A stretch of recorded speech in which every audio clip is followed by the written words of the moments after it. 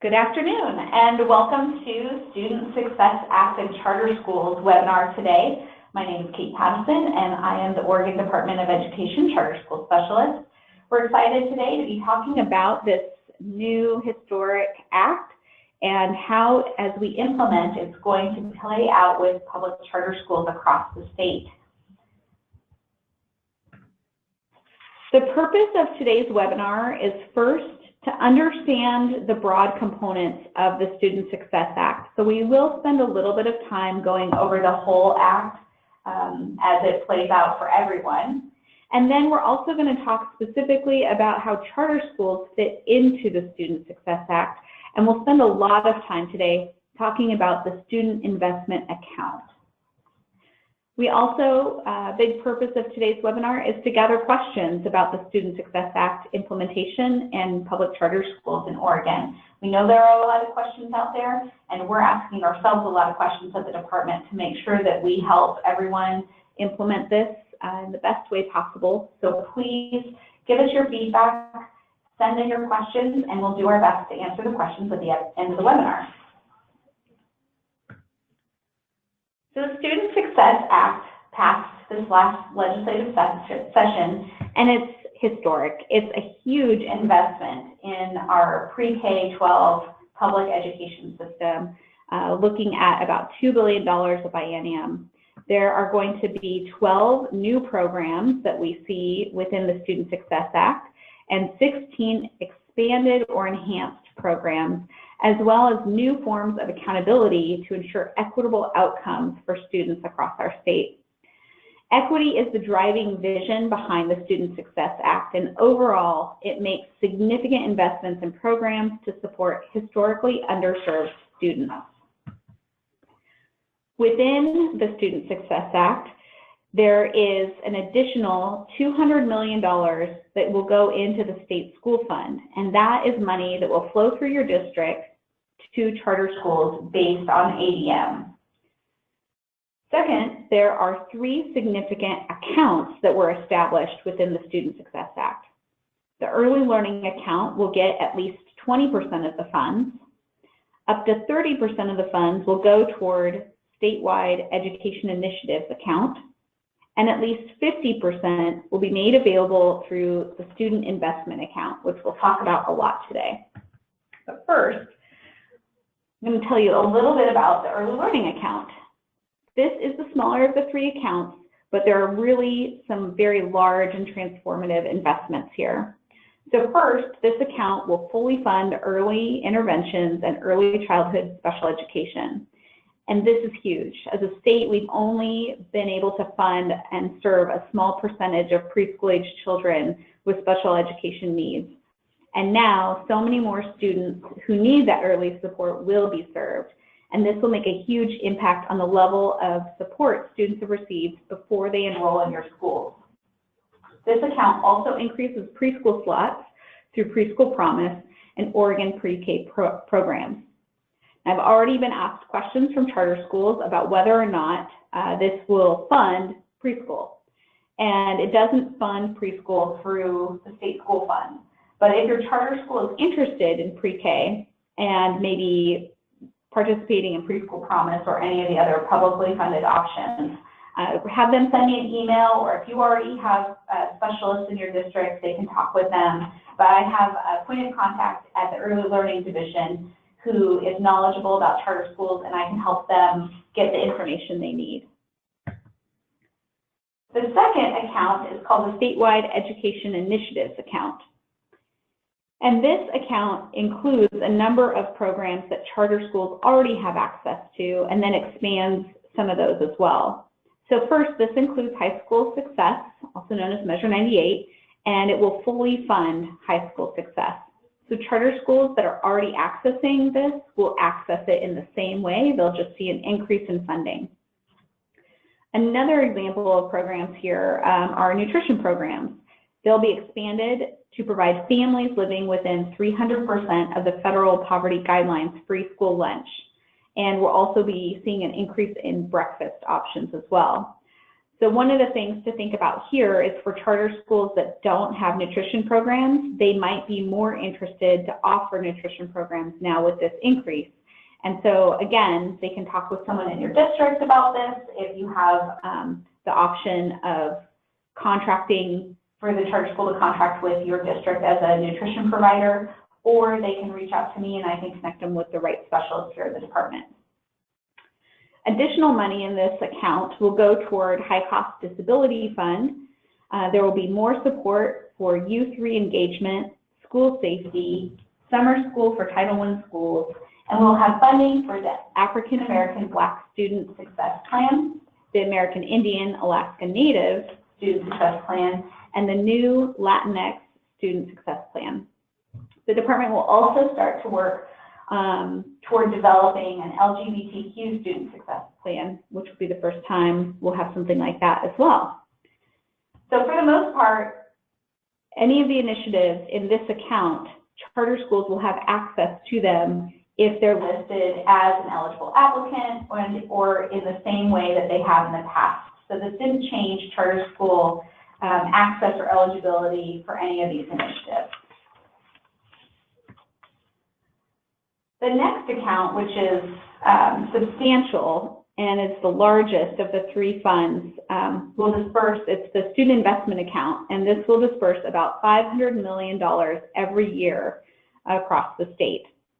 So as you can see here, there are two stated purposes for the funds in this account. Number one, to meet students' mental and behavioral health needs, and two, to increase academic achievement for students, including reducing academic disparities for students in the following groups. So students who are experiencing poverty, students from racial or ethnic groups that have historically experienced academic disparities, students with disabilities, emerging bilinguals or English language learners, students who are navigating foster care systems, students who are experiencing homelessness, and it's possible the State Board of Education might determine that there are other groups of students, and for now, that's the list, and there might be some rulemaking around those groups as well. So as far as charter schools accessing this fund, the student investment account will be administered across the state through grants, and it's really important to see first, the law was explicit about excluding virtual public charter schools. So virtual public charter schools are not eligible to apply as an applicant, and a district cannot include a virtual public charter school in its application for funds. So the law excludes all of the ADMW generated by a virtual charter school from being accounted for in a district's application.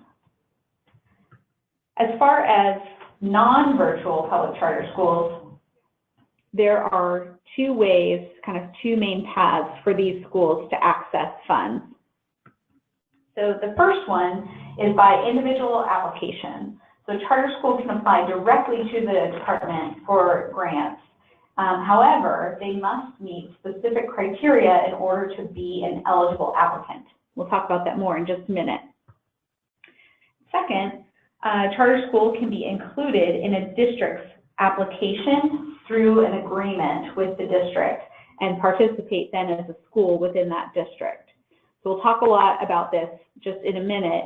It's also important to know that if a charter school applies directly, the district doesn't also get ADMW based on that application. So there needs to be some kind of communication between the charter school and the district to know, oh, this charter school is applying directly, so we're not going to include them in our application, and we'll have some mechanisms for that to take place. So let's dive deeper into those charter schools and what the eligibility looks like for charter schools that want to apply directly. So for schools interested in applying on their own, the charter school must have at least 35% of its students make up at least one of these subgroups. Either students experiencing poverty, students of racial or ethnic groups that have historically experienced academic disparities, or students with disabilities. So if a charter school has at least one of those student populations of at least 35%, they also have to have greater in that percent than the district. That was a mouthful, but basically you can see my little equation on the bottom. If the charter school is greater than 35% in any one of those categories, whatever the charter school's percent is also needs to be greater than the district's percent in the same category. So if a school meets that eligibility, then they are able to apply directly to the Department of Education, and they have to meet all of the application requirements. For charter schools that don't meet that eligibility criteria, the district may include the charter school in their grant application. And if a school district that has multiple charter schools does include a charter school, they must provide all the charter schools sponsored by the district the opportunity to participate. So that's a really important thing. I see a few of you on the webinar today have multiple charter schools in your district. And if you're going to give one charter school the opportunity to participate, you have to give them all the opportunity to participate. So you can't be picky and choosy. The other piece with this is that if you're going to have a charter school participate, then you have to set up some kind of agreement between the district and the charter school to talk about how there will be distribution of the funds or provision of services and any accountability measures that are required of the public charter school by the district. So this is really kind of centers in a couple different pieces. Mostly what I hope you'll take away from this is it's about your relationship with the charter school. So when you think about this participation or not, the first thing to think about is the law is explicit that if a charter school participates, then the funding generated by the charter school's ADMW gets to be goes towards the district's application. If the charter school doesn't participate, the district does not get to claim any of the funding generated by the charter school's ADMW. So there's kind of this, it's different than some of the other funds out there where charter schools generate funding, but the charter school doesn't have to participate. In this case, if the charter school participates, then the funding comes. If the charter school doesn't participate, the funding doesn't. And so we'll be providing more guidance on this over time, and we are particularly interested in hearing from you as district folks. But one of the things to think about is if you're going to include the charter school to participate and get the funding that's generated based on those students, how then can you ensure that the charter school has the opportunity to access or benefit or participate in some way from the activities or the funding? And there is flexibility because the law doesn't specifically say only services. You could send the charter school money based on how much was generated by the charter school. And then through your agreement, decide what that's going to look like, what accountability provisions need to be there to ensure that the charter school is spending funds appropriately, that they're meeting performance targets, and kind of mirroring what the district is set up to do. So there's a lot of opportunity there, and district charter school relationship is definitely going to be a big part in the part of this. The department will be working with OSBA to think about what could model agreement language look like between the charter school and the district. And as we move forward in the implementation of the student investment account grants, we'll have a better sense too of what the grant agreements look like between ODE and districts or eligible applicants. And so as we get closer and closer in on what some of that language looks like, we'll have a better sense of how districts and charter schools can be collaborating through these agreements. Process-wise, looks like this. Overall, the department is working to leverage district continuous improvement planning processes to support the student investment account applications. Charter schools that meet any of the eligibility criteria to apply directly will need to begin this work now and should become familiar with all the resources out there. One of the handouts that we've included in the webinar handouts is a document called the Student Investment Account Planning Guide 2019-20.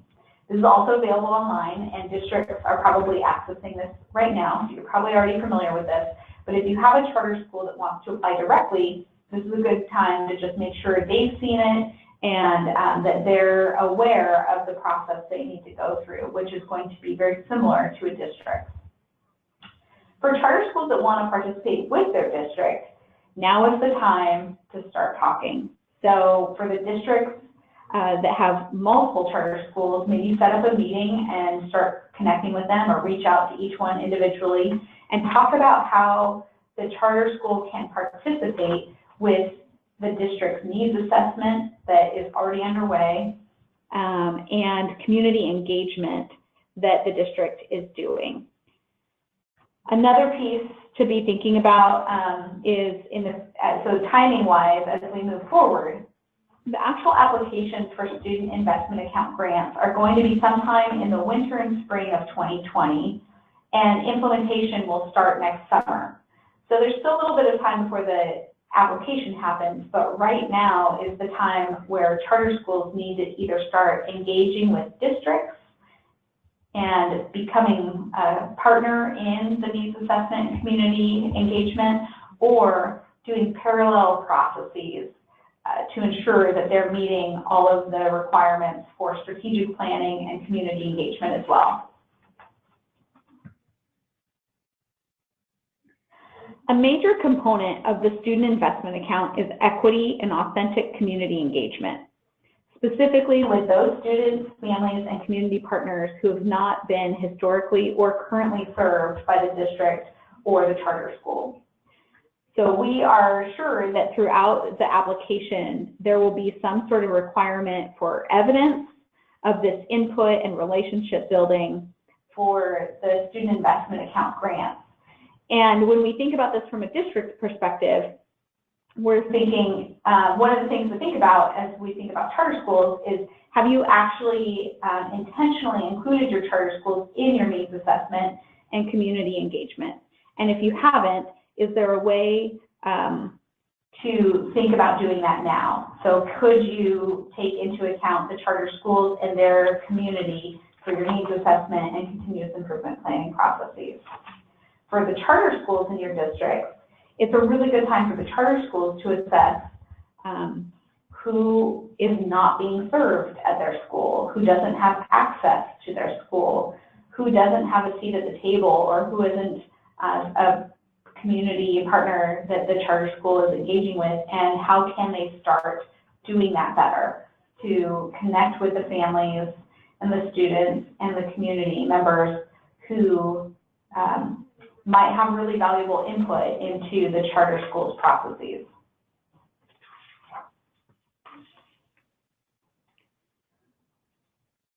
There are 4 intended uses for the new funds coming through the student investment account. So districts and charter schools will develop plans and budgets to spend student investment account funds on the following: expanding instructional time, reducing class size and caseloads, addressing student health and safety, and providing a well-rounded education. So when I see this, I get really excited because a lot of the schools I've been talking to and districts, a lot of what they want and need is reflected here. So there's going to be a lot of really great work that happens over the next few years as schools and districts ramp up to spend funds in these areas. It might look different, though, between what you plan to do for your district schools and what a charter school might want to do. So this is another one of those areas where the allowable use of funds is set, but the actual actions and the plans that take place between a neighborhood school and the charter school might look different.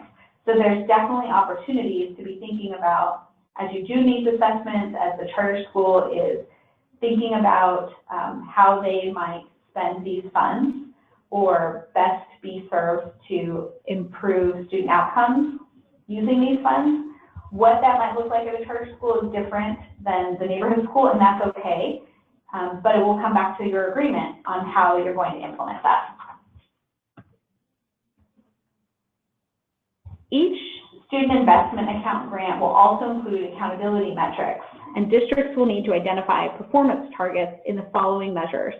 So we're going to be looking at 3rd grade reading, regular attenders, ninth grade on track, 4-year cohort graduation rates, and 5-year completers.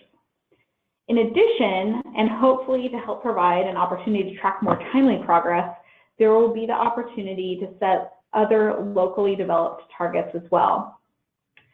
So at this point, we don't know exactly how charter schools will fit into this.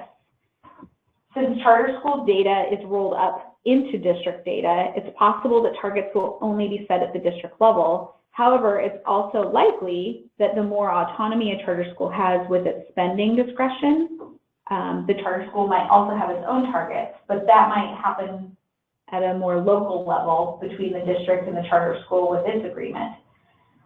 So we don't know yet if those will be reported at the state level or only reported at the district level. But this is an area that we plan to clarify and help with our tools and processes going forward. And again, this is one of those areas that we really look to you as district leaders with charter schools as experts to help give us some feedback and input here. Another key part of this new funding are the accountability and transparency measures built in. Each district and applicant is required to conduct robust public engagement and provide evidence of this engagement throughout. There will be financial audits of the grants, and so if your district is implementing a grant that includes a charter school, the charter school's spending and financial activities will need to be included in that. And public reporting of those performance targets will also be something that happens both at the state level and local level with public meetings. The law also gives the department the ability to conduct risk-based audits as needed. So there's multiple pathways for accountability and transparency. In addition, the department will be providing a variety of direct supports to districts and applicants.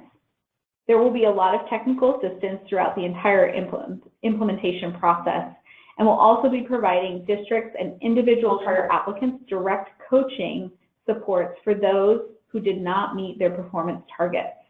And this will likely just be, it's at least a 1-year commitment. So for districts specifically, and then those individual applicants as charter schools could be eligible for this coaching program. If a district is going to receive coaching, depending on when we look at the analysis of performance targets not met, there might be some direct support that ends up happening at the charter school level, but it really depends on kind of like what metrics weren't met, what was the source of that data, and how does that all play out. So it may or may not involve charter schools specifically, but the coaching will be directed at districts. There is also an intensive program that is only available for school districts directly. So this is very intensive. It's a very different type of coaching and support program than we've had before. And it involves a longer period of time, and it's much more prescriptive. So this would not be the kind of thing where ODE would identify a charter school specifically for this. It would only be for a district. Now, if a district is identified and agrees to participate in the intensive program and has charter schools that were part of its application, it's possible that the department might provide some direction to the district on how to do oversight of the charter school.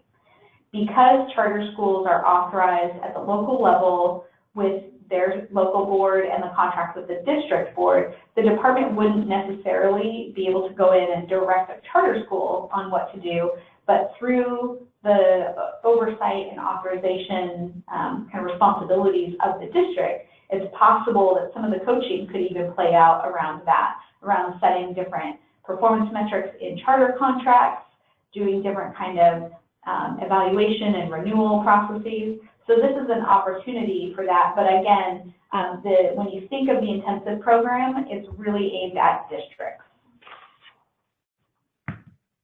All right, so we just covered the big pieces of Student Success Act, and it's really important too to just take a step back and look at this big picture.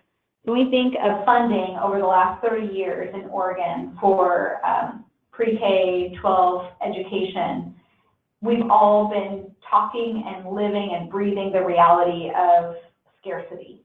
There hasn't been enough money, and it's been underfunded. And you can even see here that at one point in the 2011-13 biennium, we were almost 40% away, like below what the quality education model said. And when we look forward now, it's really exciting. It's a time to celebrate and be hopeful and think forward. When we look ahead at the projections, we're going to be closing that funding gap, so much so that we'll be almost to 6%, within 6%. So it's really an exciting time, and to be thinking about this abundance and the responsibility that comes with it and that has been built in around equity and supporting those students who we haven't supported well before. So lots of really exciting stuff to come. The Student Success Act webpage at ODE is a fantastic resource. There are so many things there, and in my tenure here at the agency, it's probably the fastest, most robust rollout of supports that I've ever seen, and really high quality tools. So check it out. Everything that you need at this point is there, and we'll continue to post more information there. And now it's time to answer your questions and hear your questions. So please, if you haven't yet, open up the question feature and type in any of the questions that you might have. And we're going to go ahead and start answering some of those, and then we'll engage with you a little bit more. So I'm just going to get set up here to answer some of these questions, if you just bear with me for a second.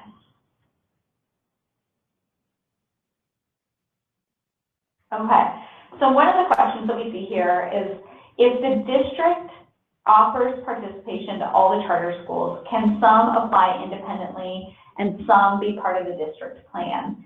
And the answer, I believe, is yes. So a charter school can apply independently, and if it does, it would notify the district that it's applying independently. Those ADM for that charter school would not be included with the district, but all of the other charter schools could still apply as part of the district plan.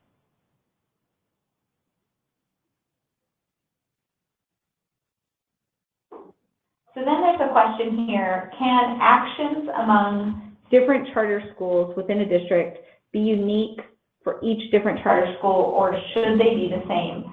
So I'm going to ask you to maybe clarify that. I'm wondering if you're thinking like their plan, like how they want to spend the funding could be different, or would it be that each agreement with the charter school could be different? At this point, just if I were to read your question in both. Okay, so let's start with each charter school in your district. If you have multiple charter schools, can your agreement with each one be different? And I would say probably. And it's probably appropriate that it would be different. So certain things might be the same. And depending on your relationship with the charter school, you might have a more kind of consultant relationship, or you might have a more like depending on their model too, it might be appropriate for them to kind of act more like a component school of the district versus doing their own thing. So as far as your agreements, I think it kind of depends on your current charter contract and your relationship with the charter school. As far as what the charter school plans to do, all of the activities in the student success, student investment account grants are supposed to be based on your needs assessment and that robust community engagement. So if a charter school plans to do things that don't seem to align with the requirements of the grant, then your agreement with the charter school would provide some kind of provision for you to say, no, you can't do that, charter school, because this is what's allowable and this is how you're supposed to do it. But if the charter school for your district is going to, invest heavily on third grade reading, and your charter school wants to invest heavily on ninth grade on track type activities or things like that, then that should, depending on your relationship and what is appropriate, be fine between the two parties. And so you just have to have in your agreement what that looks like for the charter school to be accountable for planning, budget, expenditures, that they're doing everything appropriately, and that there's some sort of kind of tracking and transparency on that.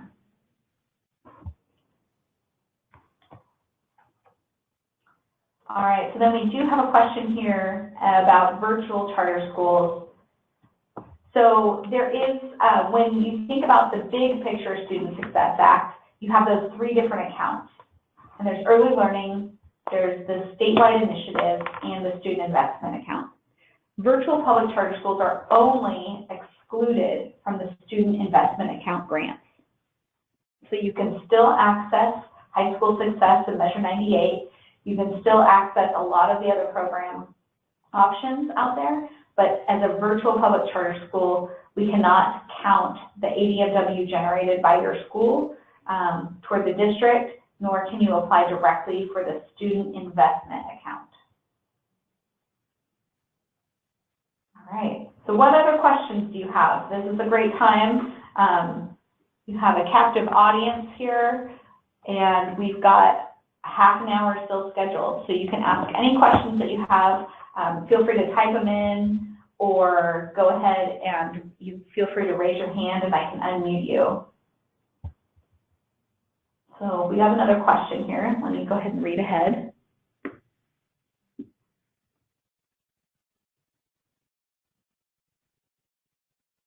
All right, so one of the questions about the student investment account grants is how that money will be calculated. As of right now, what we know is that the calculation for student investment accounts will be based on ADMW for a district and then for the charter schools. We'll also be providing an additional 0.5 weight for students who are experiencing poverty. So that's how the money is calculated, and then money will be dispersed. If you're participating with the district, it'll be dispersed to the district, and then the district will disperse it either to the charter school to spend, or allow the charter school to make expenses for reimbursement, or allow the charter school to participate in activities that the district is organizing. So when it comes to then, the question is, will the district be able to withhold funds? Will it be like the 80%, 95% for those funds?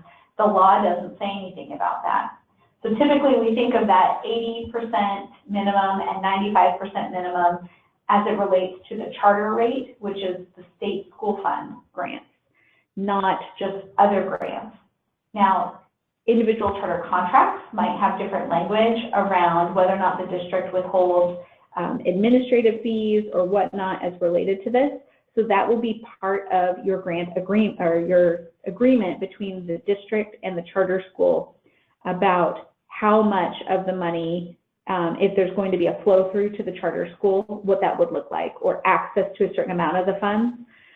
So as we get closer and closer to having an actual grant application, and we understand what the reporting requirements are going to be, the districts might be responsible for a certain amount of reporting or a certain amount of administrative work on behalf of the charter school, or to support the charter school in the data collection or any of these activities. And so it might make sense for there to be an administrative percent, but sometimes what's typical with grants is like a 5% admin.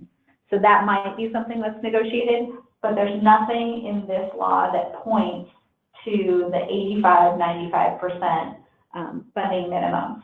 So again, that kind of goes back to your charter contract, goes back to your relationship. Some districts do a lot of business services for their charter schools. Some districts don't even touch anything related to the charter school once the money is passed through. So depending on kind of like the level of oversight, the level of support, that might look different. It's also okay for the district at this point. We don't have anything else documented for the district to, in effect, kind of pass it all through. So again, it depends on the competency of your charter school, the relationship that you have, and the language that is in that agreement.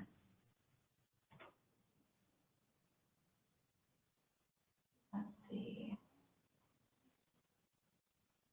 So I think I might have answered this other question, but are charter schools entitled to the same level of support as school districts?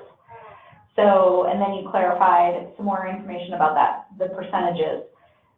Again, what the law actually says, and I'm just going to go back really quick to make sure I read it exactly as it was.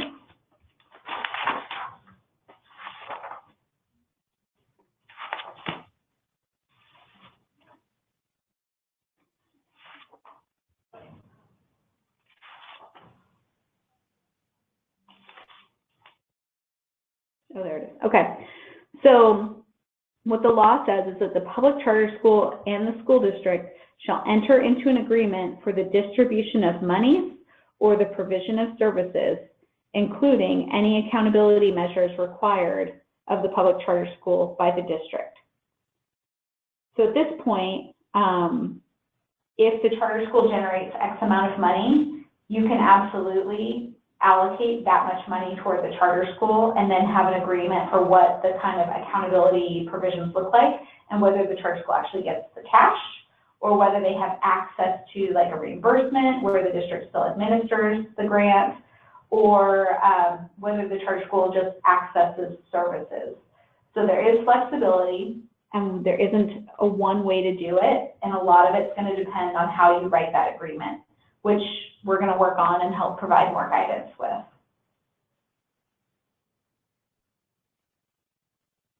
All right, any other questions?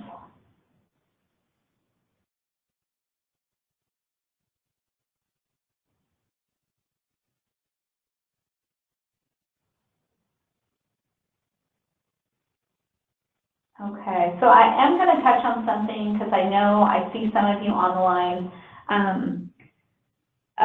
Some of you have State Board of Education sponsored charter schools in your district. And at this point, we know that those charter schools would be eligible to apply directly to the Department of Ed if they meet the criteria. And it's not totally clear yet if they have access any other way to student investment account grants. The language in the bill, in the law, talks about charter schools applying with the district kind of where they're located or their sponsoring district. And we're not totally clear on that. So we're going to keep looking into it. And I'm very interested to hear from you if you have any ideas around what that might look like for you. So I got a question about timeline for model agreements. And at this point, we're looking, I'm going to go to the timeline slide.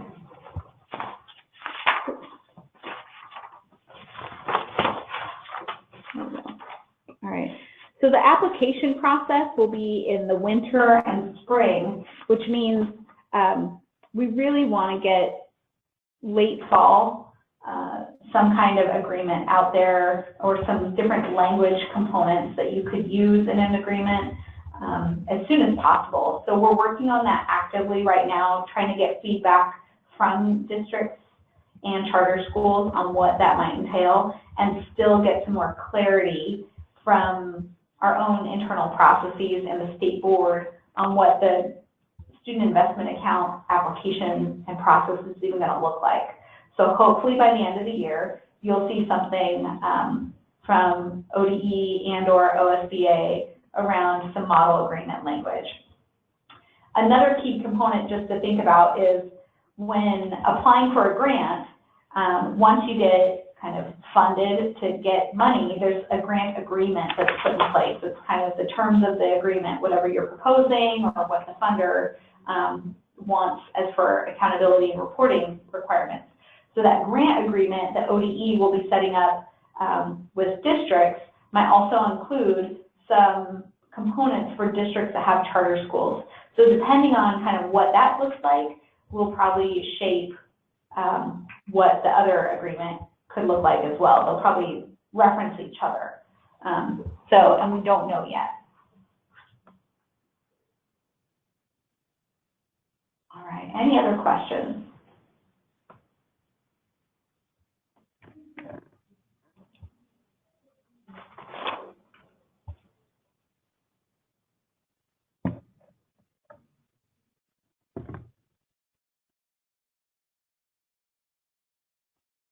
If you come up with more questions, and I anticipate that's likely as soon as we hang up, you'll think of 5 things, then you can do a couple different ways to get that feedback to us. On the Student Success webpage that ODE hosts, there's all sorts of opportunities to provide feedback, either directly to staff or through a survey that we have. You can also use the survey that I sent out with the registration for this webinar. There's a Google form, and you can just submit charter school questions anytime, and I'll be monitoring that and keep on including those questions in discussion in our process. And you can also reach out directly to me anytime. You can send me an email with your questions. You can send me a text or give me a call, and we will go ahead and do our best to incorporate your questions into our work and answer them in a timely way. I do have one more question that just came in. Question about grant application forms or templates. Do we have a timeline yet for when folks might have an idea of what the application looks like? And I'm in the room right now. I have Tamara Geisman here, who's our Student Success Act coordinator for the agency. And I'm looking at her to see, do we have a sense other than winter, spring? Correct, yes. If you look into the toolkit, that's the timeline, the general timeline that's been established so far. And of course, that's going to get clarified or more detail along that timeline as we progress. But our director, Scott Nine, his first full day was on Monday, and he's still in the process of hiring staff. So once they get all on board, they're going to be able to provide you more specifics on the exact dates. Great.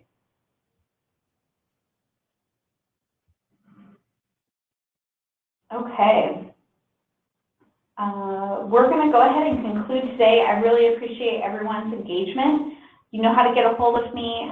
Don't hesitate. Ask the questions often and early. That will help us guide our work and be more informed as we do what we need to do to help get this money out to districts.